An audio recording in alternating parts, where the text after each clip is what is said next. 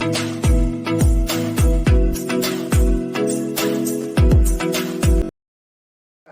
देव भारती जी, आपका बहुत बहुत स्वागत करती हूँ मूक नाइट में।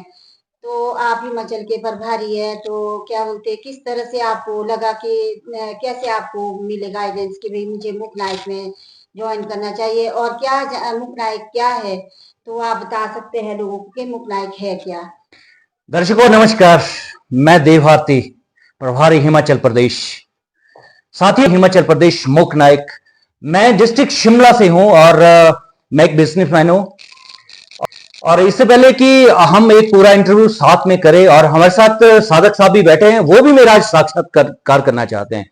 वो भी तहसील ठियोग, हमारी एक बड़ी जगह है, पॉपुलर जगह है डिस्ट्रिक्ट शिमला की, वहां से पत्रकार है और वरिष्ठ पत्रकार है। आज मेरा साक्षात्कार होने जा रहा है और ये मेरे ऊपर दोनों साइड से पत्रकार जो है एक बार प्रश्नों के मैं कह सकता हूं कि छड़ी लगाने वाले हैं, और मैं जवाब देने वाला कि पहला सवाल ये था कि मूक नाइट क्या है। मूक नाइट क्या है? मूक नाइट जो बाबा साहब ने, वैसे जो इसकी थोड़ी सी इसमें एक बैकग्राउंड बताता हूं, 31 जनवरी 1920 को बाबा साहब ने इसको एस्टेब्लिश किया था, इस चैनल को लाया था।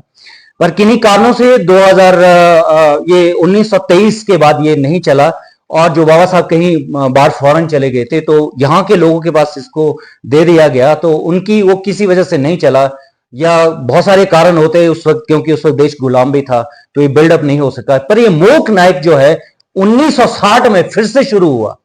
फिर से इसका सिलसिला, जो इसका इतिहास है, वो मैं थोड़ा सा ये बताना चाहता हूं आपको कि ये कब शुरू हुआ। अभी जो रिसेंटली है 2004 में हमारा इसका एनआरआई नंबर मिला हमें, फिर हमें पूरे इसके कॉपीराइट्स मिले, और तुषार गायकवाड़ हमारे इसके संपादक है, पूरे मूक नाइट का जो भारत के राष्ट्रीय संपादक है, उन्होंने इसको चलाते रहे। और देश के अंदर, आज मैं शॉर्टकट में कहता हूं, देश के अंदर 400 से ज्यादा पत्रकार हमारे, और हिमाचल के अंदर भी 40 प्लस पत्रकार आ चुके हैं। आपकी वीडियोस देखती रहती हूँ। आप पहले आप चैनल भी चला रहे हैं एक ना, और बहुत सारी बहुत ही अच्छी वीडियो आपकी चलती है और देखती हूँ। और पर आपको कैसे, मतलब सबसे पहले आपको मूक नाइट का कैसे पता चला, जब कि बहुत सारे लोग ऐसे हैं जिसको पता भी नहीं है मूक नाइट है क्या। आपको किसने आपको किस तरह से मिला, आपको मूक नाइट का जो चैनल है, कैसे मुलाकात हुई आपकी? सुषमा जी, बिल्कुल आपका सवाल जो है बहुत ही बढ़िया, कि आपको कैसे अप्रोच, आपको कैसे लगा पता है कि मूक नाइट है, या आपको किसने अप्रोच किया। हमारा एक चैनल है जो कि हमारे साधक साहब बैठे हैं, इनके छत्र छाया में एक चैनल चलता है, बहुजन टीवी हमारा। तो बहुजन टीवी पूरे देश में काफी लोगों ने उसकी व्यूअरशिप है, और बहुत सारे लोगों ने भी इसको देखा। और जब ये हमारे मूक नाइट की टीम ने हमें देखा, हमें वॉच किया, तो उन्होंने मुझे संपर्क किया कि हम हिमाचल प्रदेश में मूक नाइट को लाना चाह रहे हैं। और शायद I was the first man, जब मेरी फर्स्ट आईडी बनी थी पहली, तो उन्होंने मुझे ये कहा कि ये कम से कम 3-4 महीने से कंटिन्यू मुझे उन्होंने कांटेक्ट किया। मैंने कहा कि मुझे इसमें नहीं जुड़ना है, क्योंकि मुझे इसके बारे में ज्यादा पत्रकारिता नॉलेज नहीं है, इसके बारे में जानकारी नहीं है। पर उन्होंने मुझे जोड़ा, और मैंने जैसे कहा कि मैं ही पहला पत्रकार था कि शिमला का उन्होंने प्रभारी मुझे बनाया। उसके बाद सिलसिला इतना शुरू हुआ कि हमने 30, 35, 40 तक पत्रकार हिमाचल प्रदेश के हर कोने, हर तहसील में हम बना चुके हैं। और उसमें मैं दर्शकों को कहता हूं कि सुषमा जी भी हमारे एक, उसमें एक सुषमा जी भी एक एसिड है, सुषमा जी भी हमारे एक ब्रांड है उसी पत्रकार में। ये रोडू से हैं और आज मेरा साक्षात्कार लेने जा रहे हैं। तो मैं और भी दर्शकों को ये कहता हूं कि मैंने कभी इस तरह का, मैंने हमेशा अक्सर जो है वो इंटरव्यू लिए हैं, लोगों से सवाल पूछे हैं, आज मुझे से सवाल ये पूछने जा रहे हैं। तो सुषमा जी, मुझे भी गौरव फील होता है, आप जैसी महिलाएं, आप जैसी जो प्रगतिशील, मैं कह सकता हूं कि बहुत सारे लोग ऐसे हैं जो कि ये काम नहीं कर सकते हैं, और आप ये कर चुके हैं। मैं देखती हूँ जैसे आप बहुत मेहनत कर रहे हैं, बहुत ही ज्यादा, जो आप बने इसमें संपादक एक कम बात नहीं है, बहुत ज्यादा मेहनत कर रहे हैं आप, और इतना आपको बहुत ही अच्छा लगता है देख के। और बाकी क्या आपका मतलब किस तरह से ज्वाइन करे इस अखबार को, और कैसे ये घर घर पहुंचे? इसमें पत्रिका भी है और यूट्यूब चैनल भी है। सुषमा जी, हमारा जो ये जो हाँ जी, वो भी है क्या? बिल्कुल सही, पेज भी है। सही क्या बिल्कुल। कैसे आप बोलोगे लोगों को कि भाई आप किस तरह? ये मैं सीधा ही डायरेक्ट कहता हूं, फिर उसके बाद साधक साहब मेरे से सवाल पूछने वाले हैं, और ये ना जाने पता नहीं किस तरह के सवाल मुझसे पूछने वाले हैं। मैं ये कहता हूं कि ये जो चैनल है, मैं सभी को ये कहता हूं जो हमारा यूथ है हिमाचल का, इसमें आ सकता है। और भले ही मैं नहीं कहता हूं कि वो जर्नलिज्म में ना हो, पर थोड़ा सा एक्टिव हो, जिसके पास अच्छी एजुकेशन हो, और वो हमारे इसमें चैनल में आ सकते हैं, अप्रोच कर सकते हैं।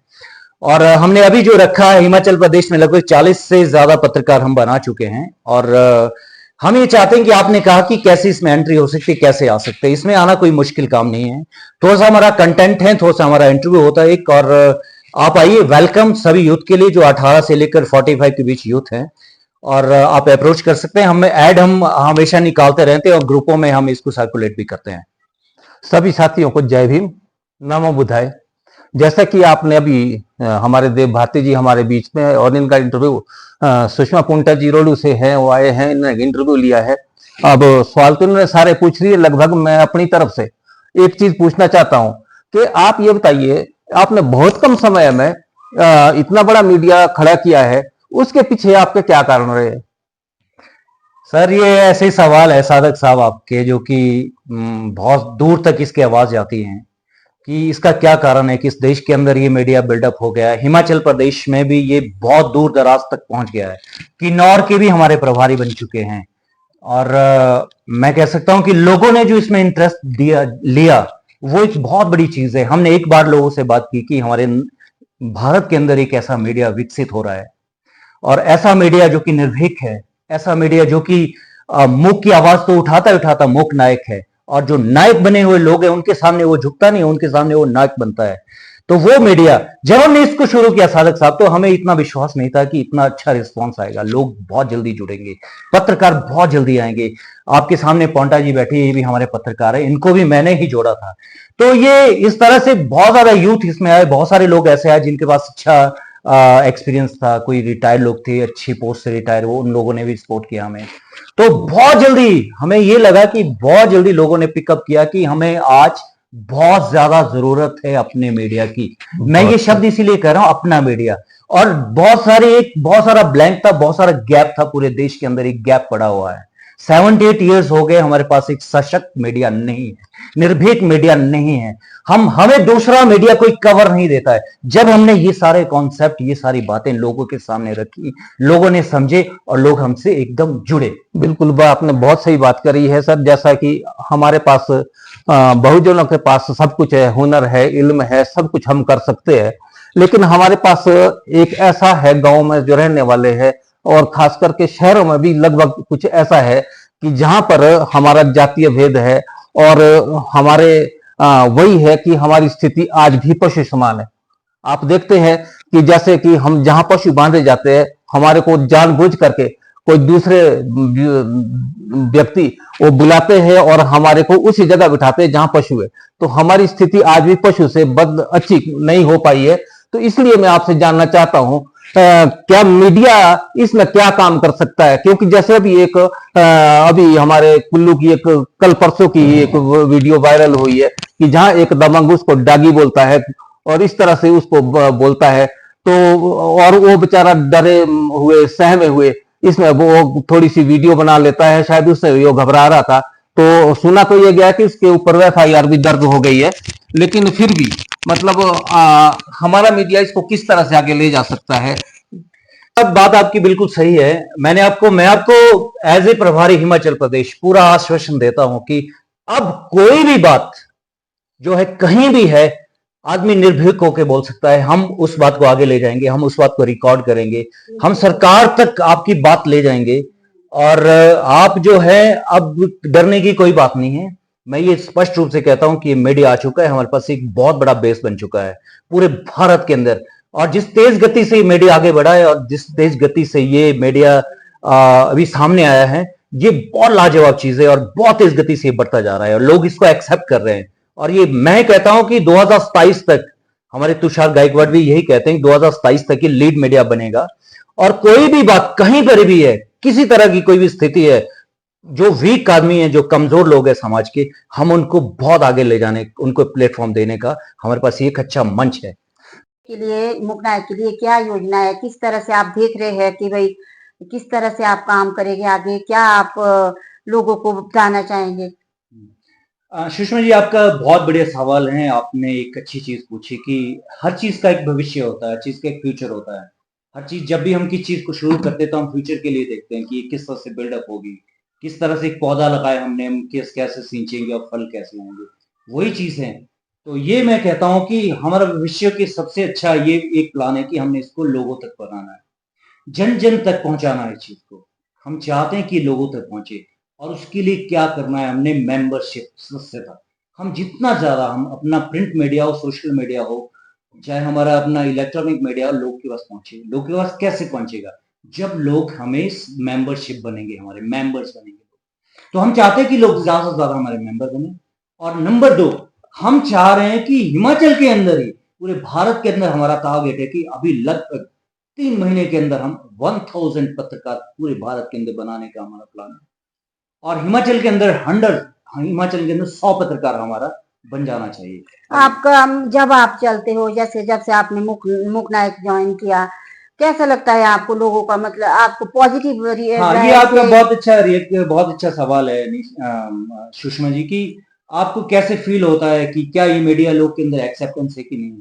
हाँ, ये बहुत अच्छी बात है। इस मीडिया के अंदर जो बाबा साहब का है, ये एक मीडिया है जिन्होंने इसको पैदा किया है, मैं कह सकता हूँ, जिन्होंने इसको एस्टेब्लिश किया है। और क्योंकि उस वक्त 1920 में बाबा साहब इतने बड़े वो थे, विश्व के बहुत बड़ा, जिसको सिंबल ऑफ नॉलेज कहा जाता है। तो ये जो आपने बिल्कुल सही कहा कि क्या इसकी बड़ी एक्सेप्टेंस है कि नहीं। तो जब भी हमें जितने भी लोगों से अभी हम मिले, अभी बड़े बड़े अधिकारियों से मिले, तो हमें बहुत ही अच्छा रिस्पॉन्स है। अभी आपने देखा होगा 14 अप्रैल को हमने शिमला में एक बड़ा ऑर्गेनाइजेशन, बड़ा वो फंक्शन किया, और हमने एक पूर्व मुख्यमंत्री का भी साक्षात्कार लिया और कल्याण मंत्री जी का भी साक्षात्कार लिया। तो सभी ने इस मीडिया को आगे लाने और विकसित करने के लिए कहा कि हम आपके साथ हैं, आप करिए। तो इसी वजह से ये मीडिया जो है बहुत तेज गति से विकसित हो रहा है।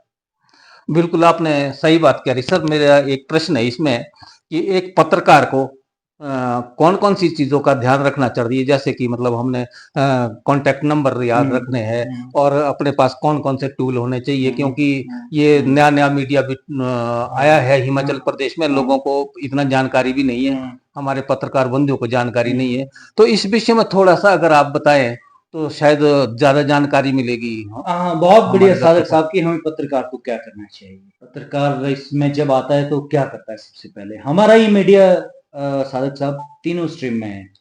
अब भी आपने देखा पत्रिका जो है वो, उसमें जो हमारे पत्रकार जो है जब भी जुड़ते हैं तो उसके लिए वो लेख लिखते हैं, उसके लिए जितनी घटनाएं होती है वो लिखते हैं।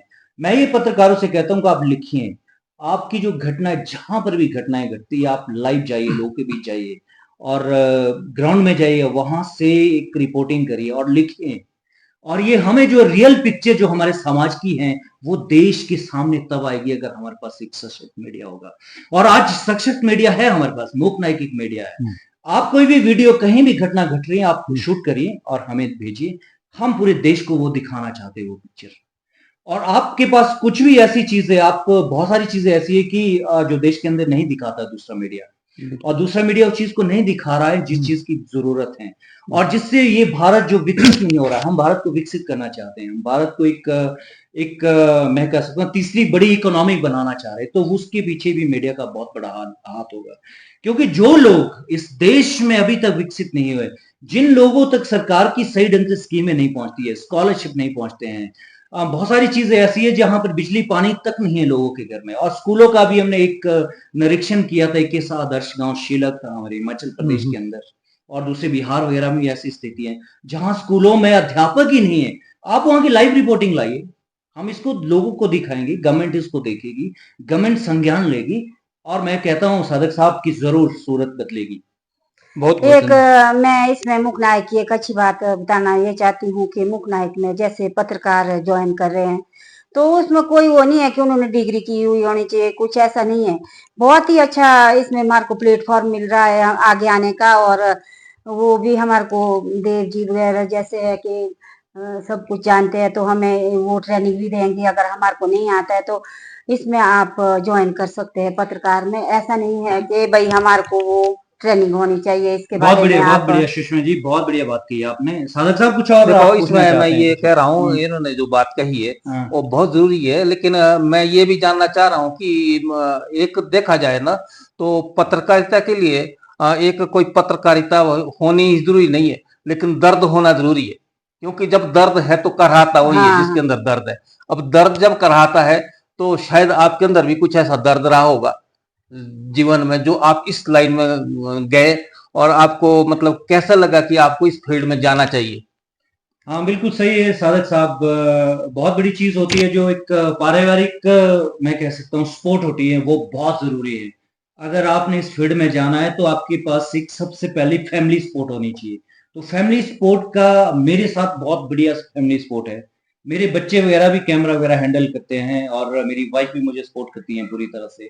तो ये एक सबसे बड़ी चीज होती है। दूसरी चीज होती है जो हमारा विकसित समाज है, जो पहले आ चुका है, लिखे पढ़े लोग हैं, उनकी एक आपके पास एक बैकअप होना चाहिए, पॉजिटिव सपोर्ट आनी चाहिए उनकी। फिर ये चीजें बहुत आगे स्मूथली आगे बढ़ती है। और जो दूसरी चीज होती है कि जो आप दर्द की बात कर रहे हैं कि समाज में बहुत सारा दर्द है सादक साहब। अभी बहुत सारी चीज ऐसी है कि जो नहीं आई है, जो पूरी भारत की जो तस्वीर है वो अभी कोई भी मीडिया उसको आगे नहीं ला रहा है। बिल्कुल। और ये मूक नायक जो अभी हमने कुछ अभी काम किया, थोड़ा ही काम किया, बहुत सारी स्थिति है, जैसे बिहार है, राजस्थान है और हमारे झारखंड है, छत्तीसगढ़ है, वहां पर बहुत अच्छी स्थिति नहीं है भोजन की। मैं भी डायरेक्ट ये कहता हूँ। तो ये चीज कौन लाएगा इसको सामने? इसको मीडिया सामने लाएगा। उनको स्तर को कौन उठाएगा? मीडिया लाएगा। सरकार को झुकना पड़ेगा, सरकार को ये चीजें, सरकार क्योंकि वोट जो है सरकार को दे रहा है, हर आदमी सरकार को वोट दे रहा है, पर जो उसको रिवॉर्ड मिलना चाहिए वो नहीं मिलता है, उसकी स्थिति नहीं बदलती है। तो मैं जरूर शेयर करिए, लाइक करिए, सब्सक्राइब करिए, फॉलो करिए। और हमारे देश के अंदर जितने भी पत्रकार है, जब इस आप स्ट्रीम को देखेंगे, इस वीडियो को देखेंगे, तो आपने इतना एकदम आपने इसको बिल्कुल आप सब्सक्राइब करिए इसको। और हमें इसको फैलाना है, शेयर करना है, देश के अंदर ले जाना है। मैं गारंटी से कहता हूं कि ये मीडिया 2027 से ही पहले भारत का लीड मीडिया बनने वाला है। बहुत बहुत धन्यवाद नमस्कार। आपका, आपने और बहुत